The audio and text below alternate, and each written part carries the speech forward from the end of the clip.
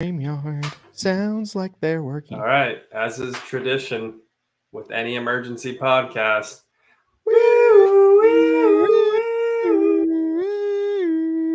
All right, I'm Still haven't gotten the lights yet, guys, right? It's going to be right there soon. I sent Christian the link on Amazon. Apparently, he didn't buy it for me yet. I don't I know. forgot. I'm sorry. I You're a am very horrible partner. sorry. I am very sorry You're about a this. horrible business partner, but that's okay. That's okay. It's all right. It's something that we look past. righty. Guys, we are here today. We have some great information regarding many different topics, specifically Final Rule. This is our third time live streaming about it.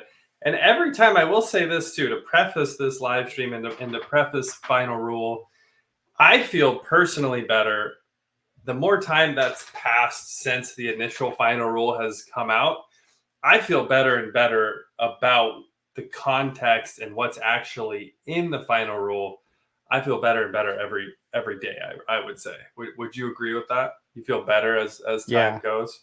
Yeah, for sure. I think the thought process by many was like, this would shake up our industry in a way that, like, it would be like a BC AD type of situation, like where like there is this event that happens and then you have before and after. And ultimately it really hasn't shown to be that. So yesterday, or not yesterday, but a couple of days ago this week, CMS came and provided clarity in a document where they're clarifying the questions that are being asked by carriers. And it answered, in my opinion, a lot of questions, not all, but it answered a lot of big questions. And to me, it's a super interesting thing to kind of dive into. I did put a post up last night in the Facebook group. I spent a good bit of time yesterday digging into it just because I wanted to understand. I want to know what's going on. I don't want to just sit around and wait if I can help it. And I felt like I got pretty good clarity on what was being clarified on agent commissions, on overrides, on technology tools. Like all of these things were question marks, right? On what things are going to look like. And, could agents have agents contracted underneath them if they're not top of hierarchy? Like all these things were kind of like question marks.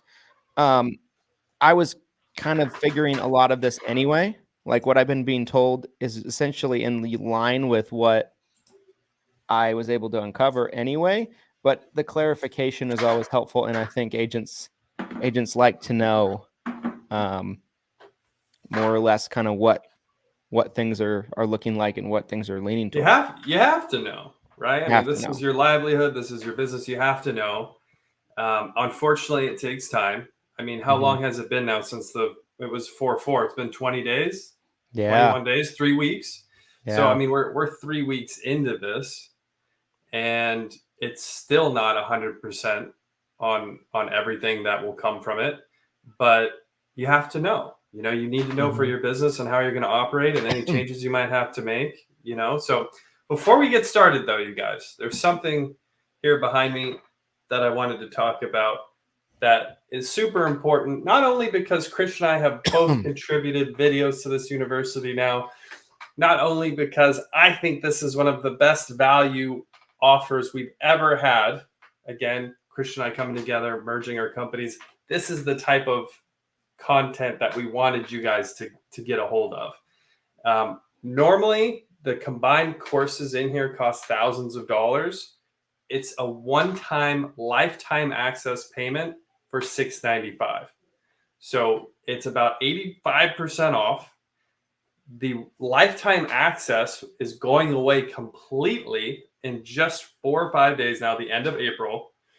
And stuff like what we're discussing today, keeping you in the loop on all things, this gets updated all the time. There's live weekly calls that Christian and I will do with the university members. It is a huge value, in my opinion, as a Medicare agent, as an agency owner, you should absolutely be in there. So check it out, 7figureu.com. Christian, take it away. We've already had, by the way, I want to just reference something before we jump into this compliance stuff. We've already had over 30 new members join our family, our funny little family. And I did my weekly training call yesterday where we talked about basically what should you be doing now and what should your timeline look like in preparing for AEP. It was an awesome training. We had a ton of people on there and saw some new names and some new faces that got on. That could have been you. If you're watching this. And there's a lot of people too that have been members for a long time, and you guys forget to get on our weekly calls. So shame on you. If that's you should be on those weekly calls. The more the merrier. We would love to have you on. So huge opportunity. Couldn't be more excited. That being said, let's get into the meat and potatoes of this. Christian, what is some of the more recent revelations that you feel like you've had? You've been to multiple conferences over the past few weeks. You've talked to probably just about everybody about this from the moment it launched, from D-Day when we were live streaming to you guys to now. Christian, this has been Christian on the phone, just glued to his head. Like we're gonna have to. The medical bills are going to be intense just from this. But that being said, what are some of the recent revelations that you feel like you've had? Yeah, so I think obviously the big one that was a fear was overrides going away, right? Like let's say, hypothetically speaking, override, you snap your fingers, overrides go away. Right. Our industry distribution model is crippled. Right. It's crippled, right? There is no structure for agents. Everybody's direct to the carrier kind of thing.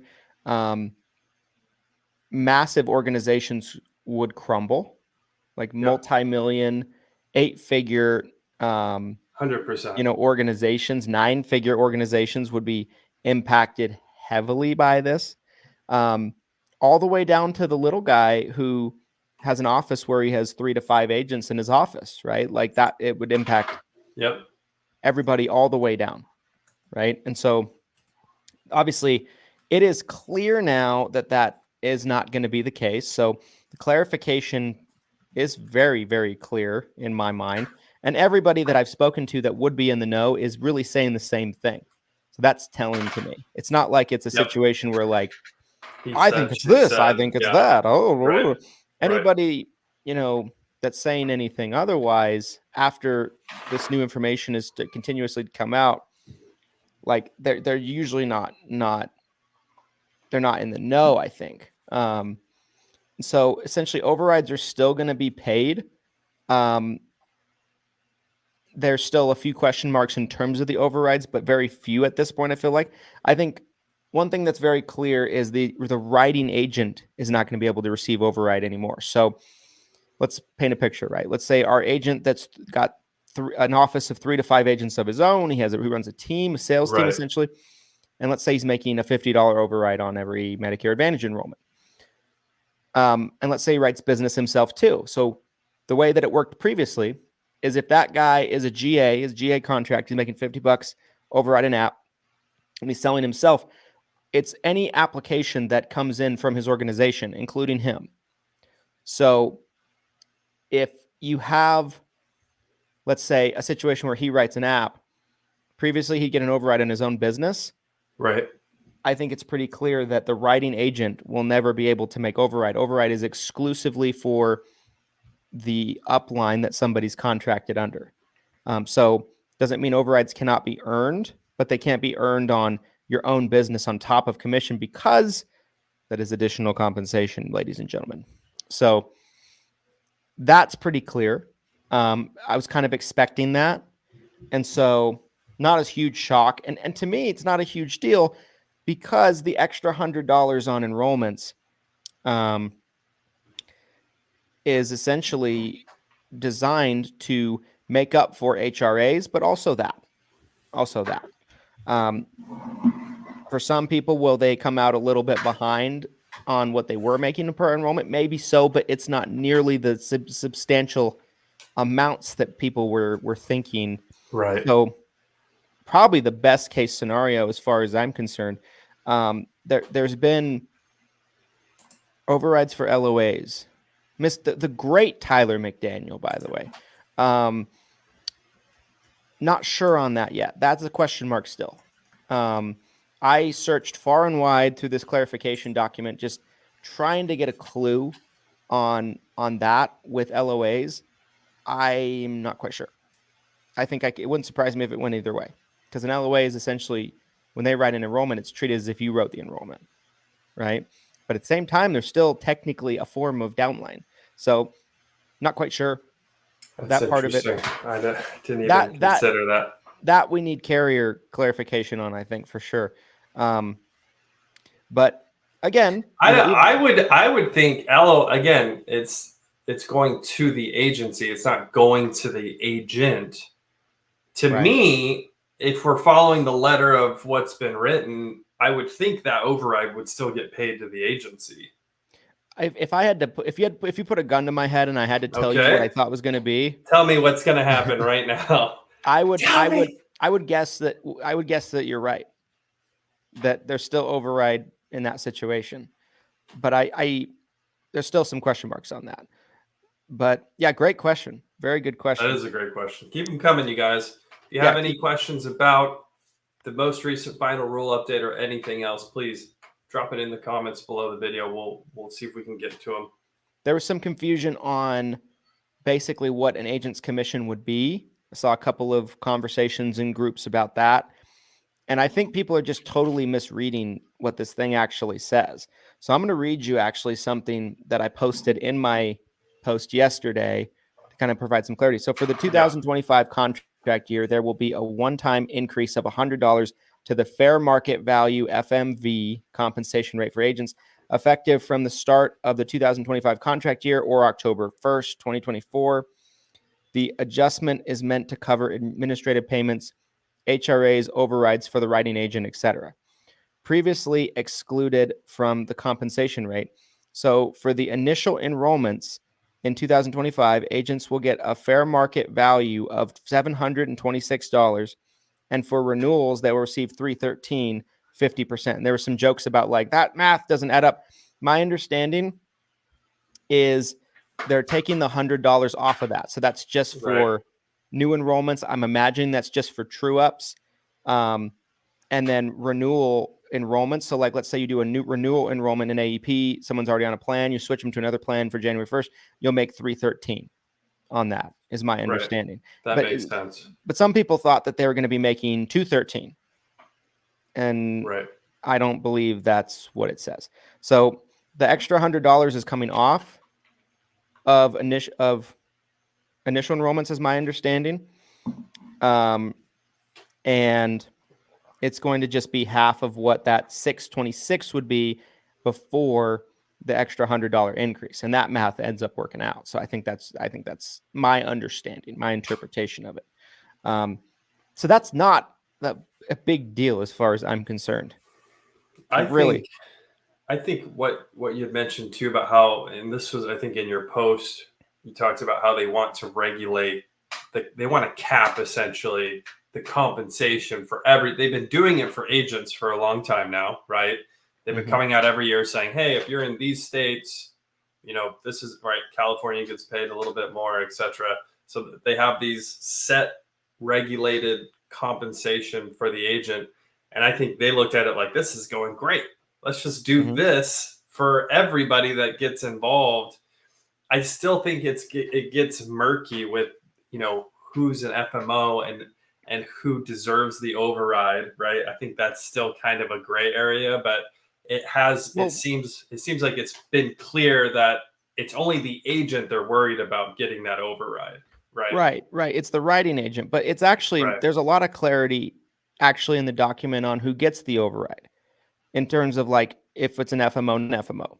So the document, so another thing I put in here from that, so it says, agents who have a downline will continue to receive overrides under the new regulations. The document specifies that overrides, which are part of the broader administrative payments, will now be included in the total compensation calculation for agents and brokers. So this is the writing agent, right? Okay. This includes payments made to upline agents or service providers. So essentially, anybody that is a downline, there's a spot in the document that it specifically mentions upline agencies or upline agents. And so it has that as its own category, and FMO is its own category. And both of those, according to the document, are still able to receive overrides. But like you said, they're going to come back every year, just like they do commissions, and set what that maximum override can be. And so the real impact of that to me is just we're probably going to have a set top of hierarchy override and more structure in terms of that, to where like right now you have carriers that are all over the place in terms of who pays the most for a top of hierarchy. But the document to me provided a lot of clarity that you don't have to be an FMO to receive override. You just can't make it on your own apps, your own business, right? But you can make it off of agents that are your training. One thing that we had speculated was that they were going to thin out essentially like the layers of an upline, right? We talked previously before the final rule came out. We were saying how we think that instead of there being, MGA, SGA, all these different layers of, who's getting an override, how much of an override they're getting, we thought maybe it'll be like writing agent, FMO carrier, right? Right. And they didn't necessarily do that, but at the same time, if they do start capping the compensation on the override, that might naturally start to thin out, right? The in between, because if everyone was like, oh, I'll do 500 and override, and everyone, it was almost like a bidding war before, right? Because the carriers could do whatever they wanted. So, I mean, in theory, I feel like there's still probably going to be some type of backdoor they'll try to exploit on how they can provide additional compensation to IMOs, FMOs, and agents, right? Like the marketing dollars is a great question, right? It's like, there's still money that's going to need to get passed, right? I mean, I was talking to a huge client at Lead Heroes, you guys, about this, because obviously, on the marketing side, they're anticipating hundreds of thousands of dollars in marketing being given to them that they can turn around and spend to help them generate new clients. So I'm talking to them. I'm like, sounds like it's going away. It sounds like there's no more marketing money coming in. And he said, that's impossible. He's like, there's no way that money stops coming in. He said it might be rebranded or called something completely different, and the way it gets passed might change, but that he was under the impression that money is coming one way or another, no matter what, which I thought was pretty bullish of an opinion. I don't know. I'm super interested to see how that piece of this plays out as well. Yeah, for sure. I think if there's any area that I have the most confusion on right now, it's marketing money. But I have very little on commissions and overrides. Yeah, I agree. There's some good questions, and I'll quickly cover those. I know we only have so much time. This won't be as long of an EP emergency podcast as normal, so I want to cover as much as possible. Someone said, any news on carriers providing leads? I would say no. I don't have anything for you on that. This was an interesting question from the great Becky Reel. I have not read anywhere if they are going to require all states to have the same commission. I was wondering that too, because there are 4 or 5 states with higher commissions. So New Jersey is an example. California is an example. They have higher street level commission, agent commission amounts than other states. Not quite sure about that. There wasn't a whole lot in there about that. So I guess that'll remain to be seen. Cameron Giardini, page 179 shows the extra $100 applying to renewals and then multiplied by half. So it should be an extra $50. Yeah, little bit of murkiness there. But again, whether they did the extra $50 for renewals or not, I don't think that's a huge impact. But yeah, that's a lingering question that I have, because I saw that as well. Tyler McDaniel, I'm not familiar with the GA contract example, but I thought it would be business as usual because the LLC still gets paid when they write the app. This is a great question. So right now, you'd think that would be a loophole, but carriers already have systems that will tie the principal agent to the corporation and prevent the corporation from being used as essentially like a different agent. You know what I'm saying? So like, let's give an example. Aetna and United Healthcare make agents move at their current levels, their current contract levels, and they have to wait a certain period of time to be able to move up. So let's say you're a street level agent and you want to build a team, you want a GA contract. It will essentially prevent you from being able to move to a new FMO, and then day one, you move up to a GA contract with those two carriers. So Aetna at 6 months, United at 12. With what we've seen with both of those carriers is like sometimes people just form a corporation that they never had before. They bring in the corporation, recontract themselves as an LOA to the corporation, and then they're like, oh, the corporation has never been contracted before, so there's no lock-in period, right? And I can get the override right away. The carriers are smart enough to figure out and tie the principal agent corp and prevent that from happening. So that's already a thing in a scenario like that. So that's why I'm not 100% sure on that, right? Because the LLC and the agent are technically two different writing numbers or two different agents, but they already are capable of connecting the dots on that. So we'll see. I'm not saying that it's impossible. I'm just saying there's a chance of it either way. They would be incentivized with that compliance, right? Because not only can they say, oh, we're trying to be compliant, but it's also additional monies that they don't have to pay out, right? I mean, right. That might save some of these carriers might be saving a crap load of money, I would imagine, on paying overrides directly to the writing agent. Another good question that was in there, can someone be a GA without an LLC? Depends on the carrier. Some carriers require you to be an LLC. They won't give a GA contract or hire to a person, an individual. Others, you can do it. It just depends on the carrier. So yes and no. Hope that answered those questions. Okay, so let's keep trucking. So thought that was kind of interesting on the commission side. Yes.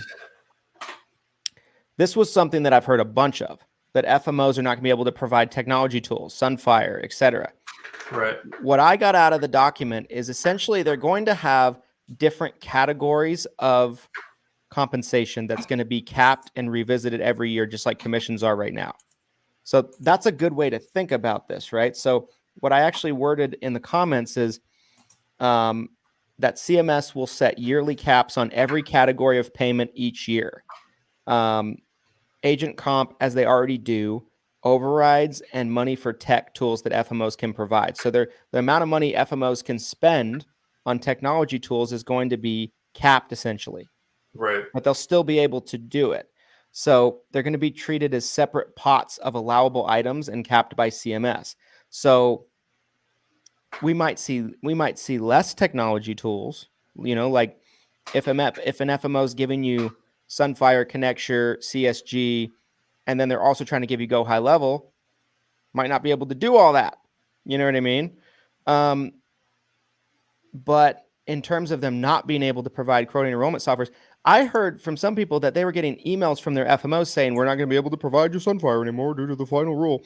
Like, how I think anybody that sent that email out to their agents so premature is dumb, stupid, because it's jumping the gun. Did you see the comments where someone was like, "Oh, an FMO just closed shop on Monday"? I'm like, "What?" Right? You're telling me within a week they were just like they threw it all closing shop on Monday. Like, done. Yeah. That was a clown ass comment. I'm sorry. Yeah. It was like the document had been out 2 hours. You don't know what it says. Nobody knows what it says. Like, give me a break. Like the overreaction to this is unprecedented. It's like something I've never seen before. And you know, honestly, my message to people has been, let's first find out what it says. Let's figure it out. Hurry up and wait. Let's hurry up and wait. We've gotten clarity. We'll get even more clarity on some of these unanswered questions, which there's a few, but there's not nearly what we had. I think we have a way clearer picture. But we'll get even more clarity from carriers over the next probably couple of months as they communicate out. But the thing with the carriers is nobody wants to be first. Nobody wants to be first. Right. So nobody wants to put themselves out there and then they have to do a retraction, like, because it makes them look bad. So the reason why we haven't heard anything yet from carriers publicly is because of that. Nobody wants to be first. I mean, historically, it's always taken them months to digest and really put anything out. I've never seen a 30-day turnaround time right. with any of these carriers not regarding anything legal like this. Like, Yeah. and you have to understand what they're going through at their level, you guys. I mean, trying to manage the compliance end of it at the size that they are, and maybe there's stuff that they want to interpret differently. Maybe they have attorneys telling them that, you can actually do this, even though it kind of sounds like you can't. I mean, who knows, right? And they probably have like third-party attorneys coming in to help out too, I would imagine. I mean, I don't know. I can only speculate, but I know that it can move very slowly, regardless of how important this is and how much change that this could potentially have. Mm-hmm. But I would say overall, you're looking at mostly small changes, unless you're doing business in a really specific way. If you were a writing agent getting overrides and that was like a huge key part of your business model, there is going to be some changes for sure. But overall, I don't think it's going to be the type of big change that a lot of people have been speculating, or when the document first came out, FMOs are dead, close up shop, it's over. Like, I think that was a gross overreaction for sure. And like, I'll take some egg on my face, right? Because like we were a part of it. We were a part of it. Who broke this story? It was us. It was us. To be fair, we were thrust into a very awkward position. Yeah, we're live streaming. We weren't ready, you guys. And it came out while we were 30 minutes in, and we're reacting like we'll be like, search this word in the document. That was crazy. That was the best stream I think we ever did. Absolutely it was, without a question. But all in all, guys, like, there's a few additional question marks, but I'm feeling great about it. I'll give you my thoughts on Marketing Money, and then, guys, litter the chat with questions. We'll answer as many as we can. We have a hard out top of the hour, but essentially with Marketing Money, what I'm expecting it'll still be available. It'll still be able to be used. It's going to be severely capped, severely limited, changed quite a bit.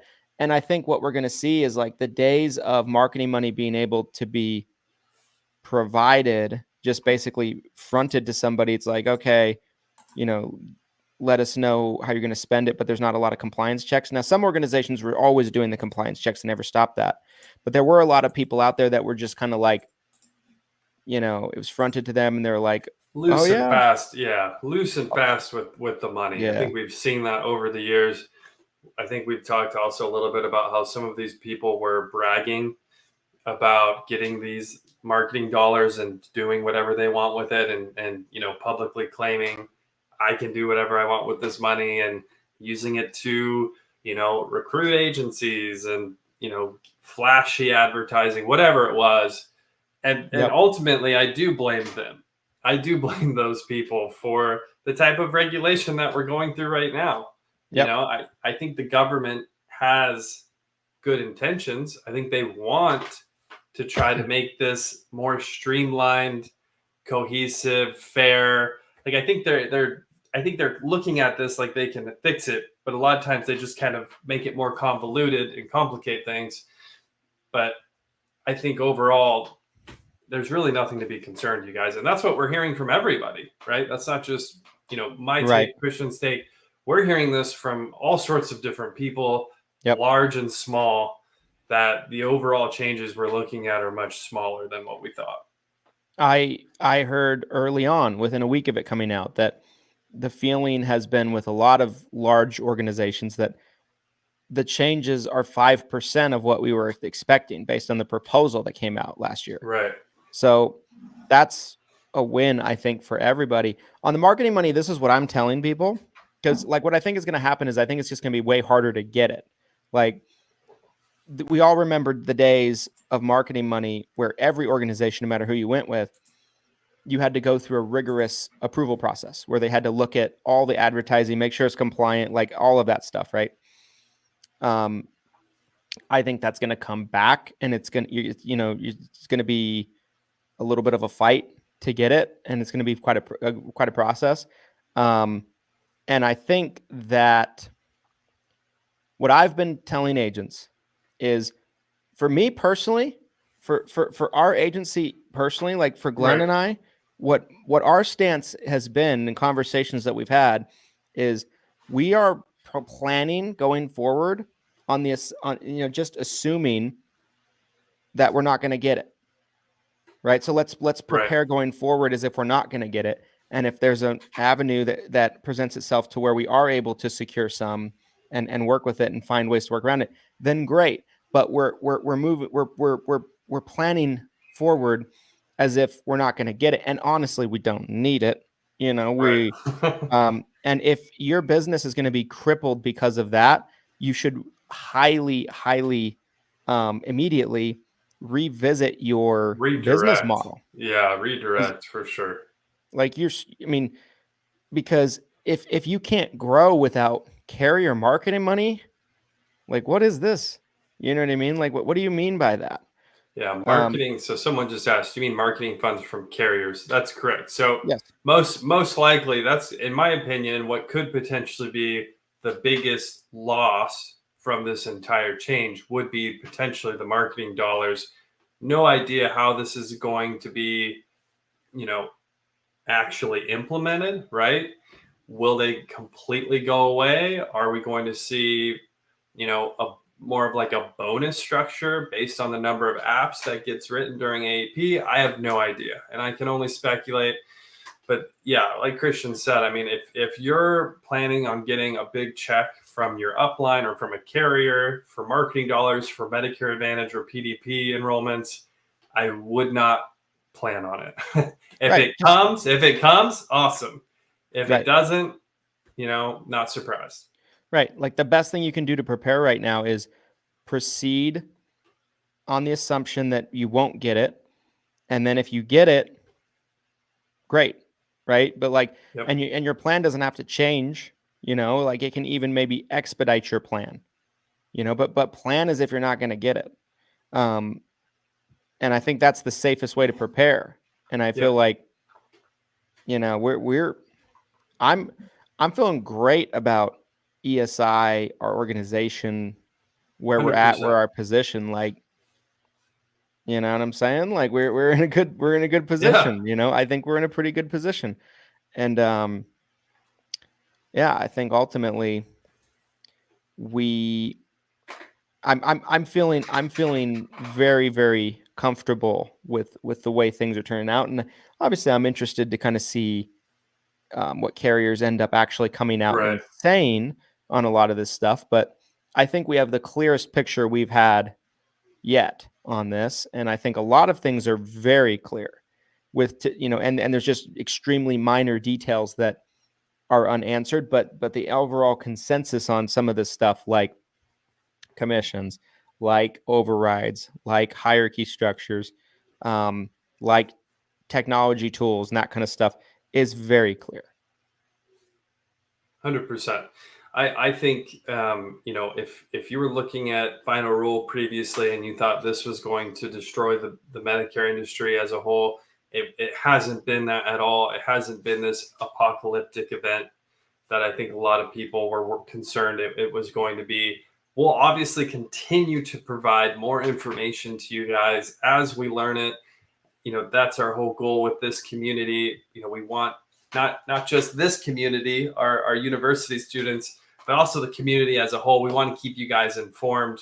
Again, if you're looking for more information, FMO level training, carrier specific training, marketing training on systems, training on how to grow an agency, all of that is inside Seven Figure University. We have over 200 videos, thousands and thousands of dollars worth of content that both myself and Christian have created. It's a one-time lifetime access payment right now, $695. Check it out, sevenfigureu.com. This ends Tuesday, April 30th. So we have officially, including today, 5 days. It's really like 4.5 days. You have like 4.5 days. And it'll never be available again for a one-time purchase. Prior to this, it was 5 Gs, guys. So we took it from 5 Gs down to $695.95. Yes. Glenn and I had, like a mud wrestling match about it. You know what I mean? And I may have missed that one. and we and that's ultimately what we decided on. And we just wanted to be able to bring you guys the value. And the value is immense. Glenn, you mentioned, like FMO level training. I would say it's above and beyond FMO level training. Yeah, I would too. Like FMO level training usually is like bar's low. That term, the bar for FMO, that is a low bar to hurdle for sure. Like you want to learn how to do seminars, you got everything you need in there, including a live recording of me doing a seminar in front of a sold out, basically filled room of seniors, to which we wrote like a boatload of apps out of, by the way. You got Facebook ads training, you got content creation, digital marketing, automation, sales training, lead vendors, sales trend, scripting, carrier trainings, CRMs, agency building, technology. Yeah, I mean, it's all in there. Hiring, scaling. It's immense, right? Like I think of it as an A to Z, how to build a Medicare agency. It really is. With Glenn's training brought into it, obviously it compounds on the Medicare stuff, which is great, but it gives us another layer of final expense training that we didn't have. Yes. Which is massive. 100%. Glenn's course was $1,000 on its own before this, guys. Correct. And you get it no cost. Essentially, it's a bundle. You get it together. And in my course, you guys, I actually surveyed hundreds of agents. So you're not just getting content from me in that course, but you're also getting content from a bunch of other successful agents who are writing final expense, who are writing Medicare supplements, who provided their scripting, their tips, and all of that. I go above and beyond what's in the book, how to qualify, present, and sell final expense Medicare supplements to seniors. I go beyond that and give you kind of my own personal take as well, but I'm also including their content too. So between these 200 videos, I feel like the amount of value, again, you're talking about one true up, right? That's what Chris and I were talking about before. And if it's final expense, it's potentially one app as well. So I mean, the sort of value of one new client, when I'm telling you that you can probably get 10 new clients a month from this for forever, like the value is immense. It's huge. So check it out. Yeah. It's right there. Click the green button. Yeah. Yep. Hang on, guys. I'm gonna be a good soul. I'm gonna link it for you guys in the chat because I don't really want you guys to message me asking for it. Avoiding those DMs at all costs. Not that I don't enjoy your guys' DMs, because I do. I enjoy our time together. But sometimes I'm only one guy, only got 2 thumbs, like only move so fast. Oh, Randy already beat me to it. Oh, he did. Randy's the man. Good. Randy is the man. Randy is an animal. He's everywhere. He's everywhere. Everywhere all at once. Well, guys, appreciate you guys being here. Hope this answered some questions for you guys. Clarity, I'd say we're 85% of the way there in terms of clarity. 100%. 100%, we're 85%. 100%, we're 85%. 100%, that's right. I love it. Yeah, guys, watch for the emergency sirens, because anytime there's some emergencies, we're gonna be bringing it back to you guys. That's right. Every time we've got info, it's coming straight back. Make sure to sell insurance in large volumes, guys. We'll see you next time.